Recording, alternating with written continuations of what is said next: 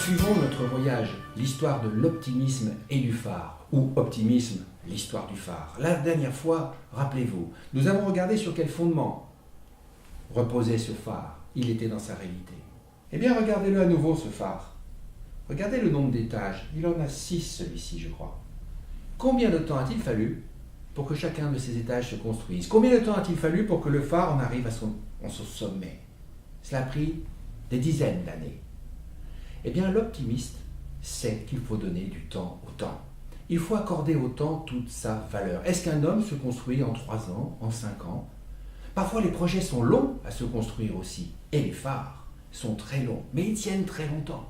Ils sont longs à être construits, mais ils vous aident longtemps.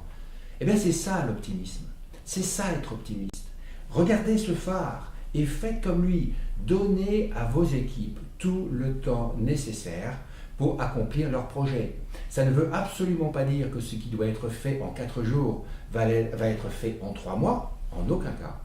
Ça veut simplement dire qu'il faut que les choses soient conçues, qu'elles soient mûries, qu'elles soient exécutées et que l'exécution soit vérifiée. En résumé, être optimiste ou devenir optimiste, c'est comprendre la valeur du temps et donner du temps à vos équipes. Quand elles en ont vraiment besoin, vous vous en féliciterez. Mais tout autant, il est important qu'un projet soit conçu, mûri, exécuté. Ça prend parfois du temps. Est-ce qu'un homme se construit en 3 ans?